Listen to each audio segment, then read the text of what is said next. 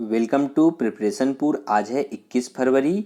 तो 1 वीक के जितने भी करेंट अफेयर के क्वेश्चन बनेंगे यानी कि 15 फरवरी से 21 फरवरी के बीच में उसको हम लोग इसमें डिस्कस करेंगे। अगर ये क्वेश्चन आपको आपके लिए इम्पोर्टेंट लगे तो चैनल को सब्सक्राइब करें, लाइक करें, कमेंट करें एंड शेयर करें।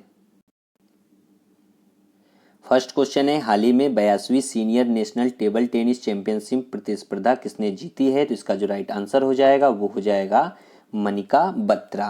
देखिए, मनिका बत्रा ने पंचकुला के ताऊ देवी लाल स्टेडियम में 82वीं senior national table tennis championship जीती है और इसमें उन्होंने रीत रिस्या को हराया है। अब देखिए, बात यहाँ पर मनिका बत्रा की है तो यह एक भारतीय टेबल टेनिस खिलाड़ी हैं और नवंबर 2020 तक शीर्ष पर रहने वाली महिला टेबल टेनिस खिलाड़ी है। इन्होंने 2011 में चिली ओपन के अंडर 21 वर्ग में रजत पदक जीता था और 2015 में इन्होंने कॉमनवेल्थ टेबल टेनिस चैंपियनशिप में 3 पदक जीते थे। नेक्स्ट क्वेश्चन है, कासरगोड सौर ऊर्जा परियोजना कहाँ स्थापित की गई है? तो इसका जो राइट आंसर हो जाएगा वो हो जाएगा केरल। देखिए, केरल में कासरगोड सौर परियोजना स्थापित की गई है। प्रधानमंत्री ने 50 मेगावाट कासरगोड सौर ऊर्जा परियोजना को राष्ट्र को समर्पित किया है और इस परियोजना का जो निर्माण है वो केंद्र सरकार के करीब 280 करोड़ रुपए की मदद से किया गया है। यह कासरगोड जिले के प्यूलिक, मिंजा और चिप्पर गांव में 250 एकड़ से ज्यादा भूमि पर स्थापित की गई है। बात यहाँ पर केरल की है तो ये रहा मैप में केरल। केरल की जो कैपिटल है वो है तिरुवनंतपुरम और इसका राज्य के रूप में गठन 1 नवंबर 1956 में हुआ और यहाँ के जो प्रेजेंट टाइम में चीफ मिनिस्टर हैं वो हैं पिनरई विजयन और यहाँ के जो गवर्नर हैं वो हैं आरिफ मोहम्मद खान।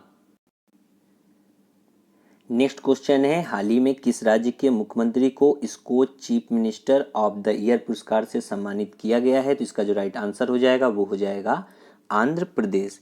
देखिए, आंध्र प्रदेश के मुख्यमंत्री YS जगनमोहन रेड्डी को Skoch chief minister of the year पुरस्कार से सम्मानित किया गया है। अब देखिए, बात यहाँ पर स्कोच पुरस्कार की है तो स्कोच पुरस्कार की शुरुआत जो है 2003 में सेवाओं, परियोजनाओं, संस्थानों और लोगों को सम्मानित करने के पहल के रूप में की गई थी और इन्होंने जो है भारत को एक बेहतर देश बनाने के लिए अतिरिक्त प्रयास किए गए हैं, इसलिए इनको यह पुरस्कार दिया गया है। देखिए, बात यहाँ पर अब स्कोच पुरस्कार की है तो स्कोच पुरस्कार की शुरुआत 2003 में सेवाओं, परियोजनाओं, संस्थानों और लोगों को सम्मानित करने की पहल के रूप में की गई थी और इन्होंने भारत को एक बेहतर देश बनाने के लिए अतिरिक्त प्रयास किए हैं, इसके तहत उनको इस पुरस्कार से सम्मानित किया गया है।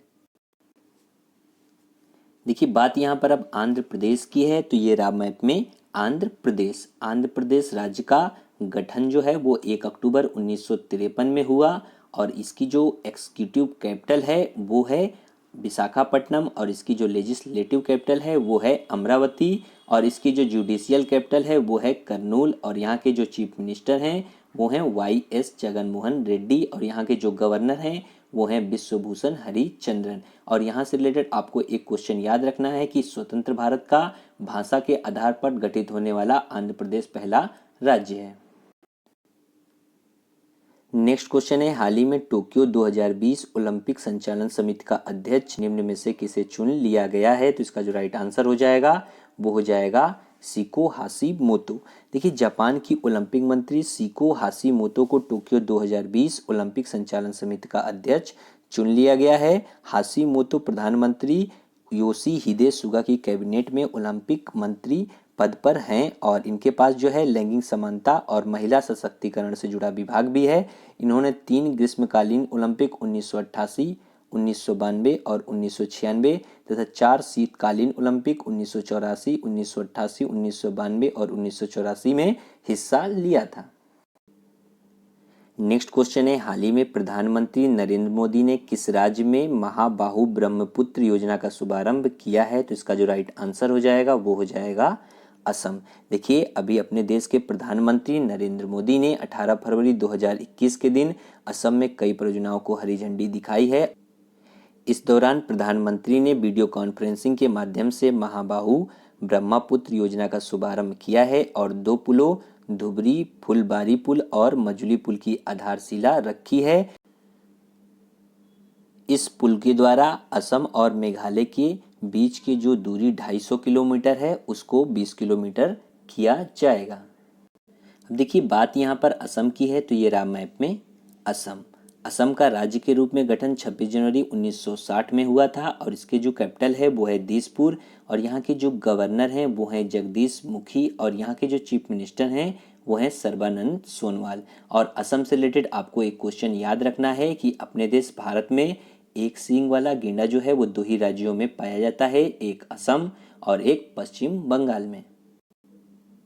नेक्स्ट क्वेश्चन है, हाल ही में किस राज्य सरकार ने माँ कैंटीन का शुभारंभ किया है? तो इसका जो राइट आंसर हो जाएगा वो हो जाएगा पश्चिम बंगाल। देखिए हाल ही में पश्चिम बंगाल की मुख्यमंत्री ममता बनर्जी ने 5 रुपए की मामूली लागत पर गरीबों के लिए रियायती पका हुआ भोजन उपलब्ध कराने के लिए माँ कैंटीन का शुभारंभ किया है।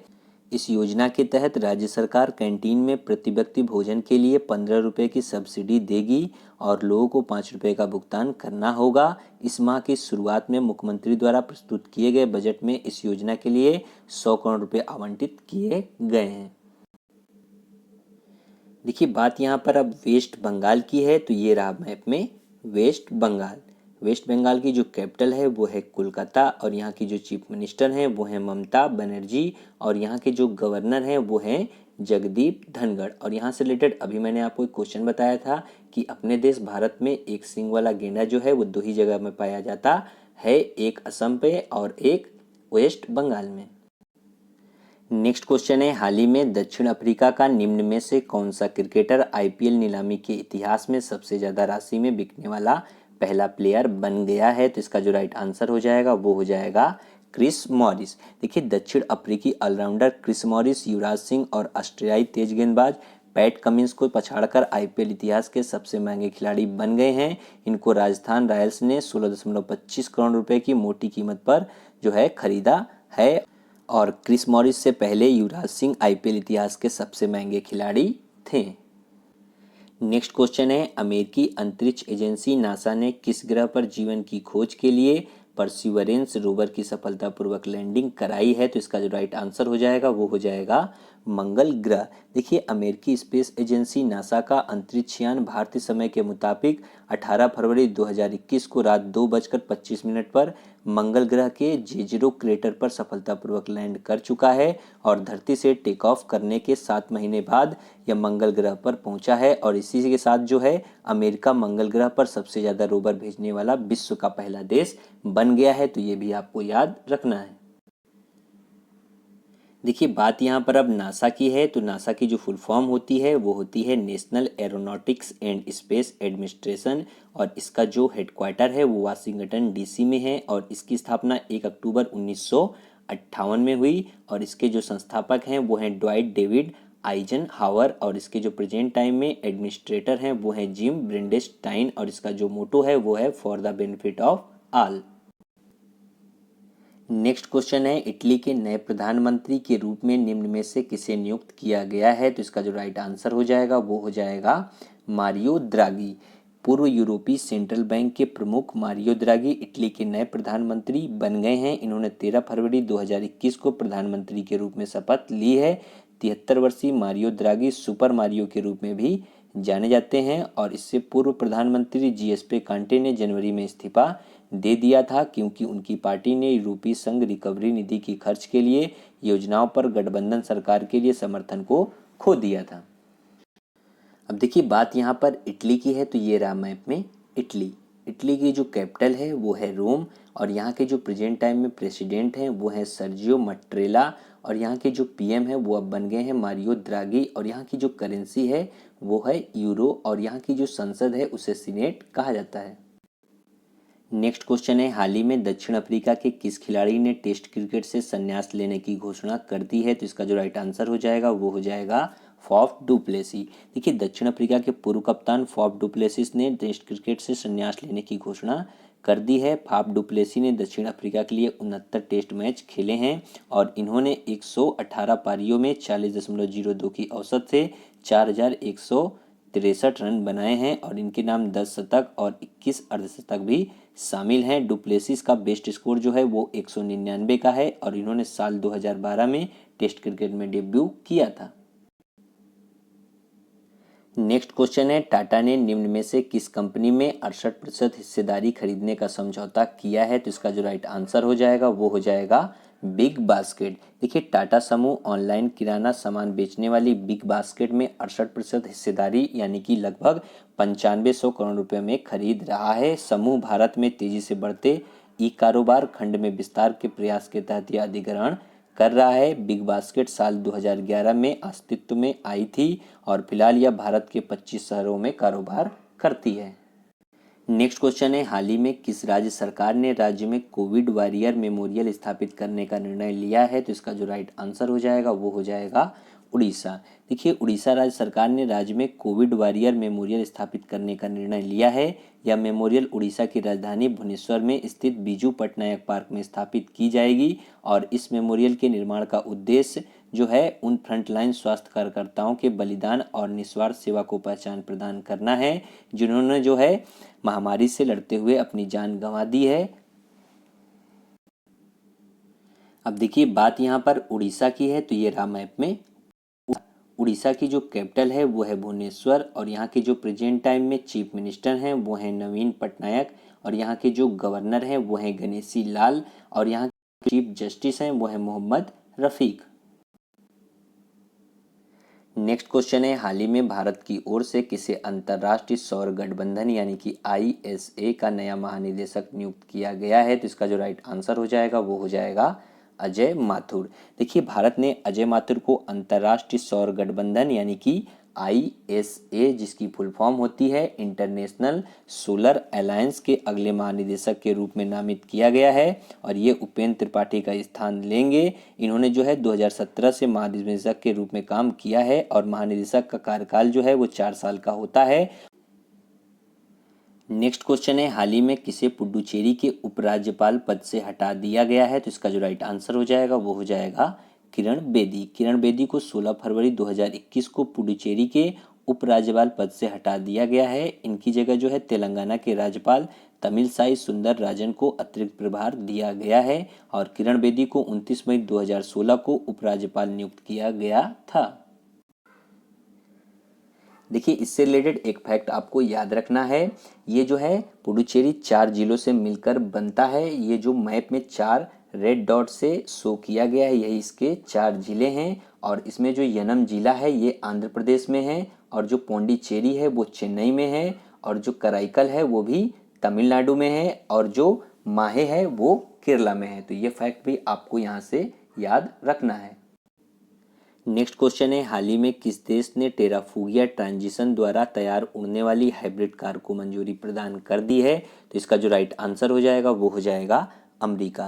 देखिए, अमेरिका परिवहन विभाग के अंतर्गत आने वाले फेडरल एविएशन एडमिनिस्ट्रेशन ने टेराफुगिया ट्रांजिशन द्वारा तैयार हाइब्रिड ग्राउंड एयर व्हीकल को 160 किलोमीटर प्रति घंटे की रफ्तार से उड़ान भरने की अनुमति दे दी है और इसी के साथ ये दुनिया की पहली उड़ने वाली कार बन गई है। टेराफुगिया द्वारा तैयार इस व्हीकल को उड़ाने की अनुमति अभी सिर्फ पायलटों और फ्लाइट स्कूलों को दी गई है। ये कार हवा में ट्रैफिक, खराब मौसम और प्रतिबंधित एयर स्पेस से बचाव करने में सक्षम है।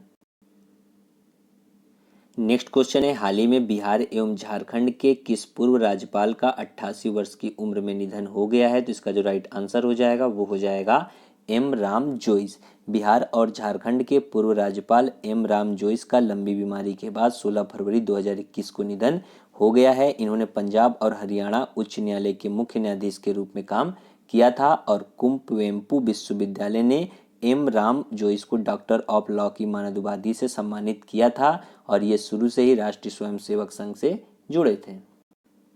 नेक्स्ट क्वेश्चन है, हाल ही में कोरोना संक्रमण को देखते हुए हरिद्वार कुंभ की अवधि को घटाकर कितने दिन कर दिया गया है? तो इसका जो राइट आंसर हो जाएगा वो हो जाएगा 30 दिन। देखिए, कोरोना संक्रमण को देखते हुए हरिद्वार कुंभ की अवधि को घटाकर 30 दिन कर दिया गया है। इस साल कुंभ मेला 1 अप्रैल से 30 अप्रैल तक ही चलेगा। इससे पहले कुंभ मेले की शुरुआत 27 फरवरी से होनी थी और इसका समापन जो था वो 27 अप्रैल को होना था, लेकिन अब कुंभ मेला 1 अप्रैल से 30 अप्रैल तक ही चलेगा और कुंभ मेला हिंदू धर्म का एक महत्वपूर्ण पर्व है। इसमें करोड़ों श्रद्धालु कुंभ पर्व स्थल हरिद्वार, प्रयाग, उज्जैन और नासिक में स्नान करते हैं और इनमें से प्रत्येक स्थान पर प्रति 12वें साल में कुंभ मेला का आयोजन होता है और मेला प्रत्येक 3 सालों के बाद नासिक, इलाहाबाद, उज्जैन और हरिद्वार में बारी बारी से मनाया जाता है। नेक्स्ट क्वेश्चन है, हाल ही में किस केंद्रीय मंत्री ने ई छावनी पोर्टल की शुरुआत की है? तो इसका जो राइट आंसर हो जाएगा वो हो जाएगा रक्षा मंत्री राजनाथ सिंह। देखिए, मैंने इनका नाम लिया तो मैंने इनसे पहले इनको जो संबोधन दिया वो रक्षा मंत्री से दिया, तो आपको भी ये हैबिट बिल्ड करनी है। आपको भी जब भी किसी भी मिनिस्टर का नाम आए तो उसका जो मिनिस्टर पद है उसको नाम लेके ही संबोधन करना है। इस पोर्टल के द्वारा छावनी क्षेत्रों के निवासी नागरिक समस्याओं के बारे में अपनी शिकायतें इस पोर्टल पर दर्ज कर सकते हैं और ई छावनी परियोजना का जो उद्देश्य है वो 62 छावनी बोर्डों में 20 लाख से अधिक नागरिकों को ऑनलाइन नगरपालिका सेवाएं प्रदान करना है। नेक्स्ट क्वेश्चन है, हाल ही में भारतीय टेलीविजन एकेडमी के 20वें पुरस्कारों में निम्न में से किसे हॉल ऑफ फेम पुरस्कार प्रदान किया गया है? तो इसका जो राइट आंसर हो जाएगा वो हो जाएगा एकता कपूर। देखिए, भारतीय टेलीविजन एकेडमी के 20वें पुरस्कारों में एकता कपूर को हॉल ऑफ फेम अवार्ड प्रदान किया गया है। इन्होंने टेलीविजन, बॉलीवुड, ओटीटी हर जगह अपने कंटेंट को प्रोवाइड किया है। एकता कपूर का जो जन्म है वो 19 जून 1975 को हुआ था और ये भारतीय टेलीविजन प्रोड्यूसर, फिल्म प्रोड्यूसर और डायरेक्टर हैं। इन्होंने 2017 में ओल्ड बालाजी को लॉन्च किया था और इन्हें साल 2020 में पद्मश्री पुरस्कार से सम्मानित किया गया था। नेक्स्ट क्वेश्चन है, हाल ही में भारतीय क्रिकेट टीम के किस पूर्व विकेट कीपर बल्लेबाज ने सभी प्रारूपों से संन्यास ले लिया है? तो इसका जो राइट आंसर हो जाएगा वो हो जाएगा नमन ओझा। देखिए, भारतीय टीम के विकेट कीपर बल्लेबाज नमन ओझा ने 15 फरवरी 2021 को अपने संन्यास की घोषणा कर दी। नमन ओझा के नाम घरेलू क्रिकेट में रणजी ट्रॉफी के दौरान विकेट के पीछे सबसे ज़्यादा शिकार करने का रिकॉर्ड दर्ज है। तो ये आज से क्वेश्चन ये बनता है, आपको याद रखना है। और इस विकेटकीपर बल्लेबाज ने साल 2010 में श्रीलंका के खिलाफ अपना वनडे डेब्यू किया था। इन्होंने टीम इंडिया के लिए 1 टेस्ट, 1 वनडे और 2 टी20 मुकाबले खेले हैं और ये आईपीएल में दिल्ली डेयरडेविल्स, राजस्थान रॉयल्स और सनराइजर हैदराबाद की तरफ से खेले हैं। क्वेश्चन ऑफ द डे में आपके लिए क्वेश्चन है कि हाल ही में आईपीएल टीम किंग्स 11 पंजाब की फ्रेंचाइज ने टीम का नाम बदलकर क्या कर दिया है? तो इसका जो राइट आंसर है आपको कमेंट बॉक्स में कमेंट करके बताना है और साथ ही साथ इसके बारे में भी लिखना है। अगर ये क्वेश्चन आपको आपके लिए इम्पोर्टेंट लगे तो चैनल को सब्सक्राइब करें, लाइक करें, कमेंट करें एंड शेयर करें।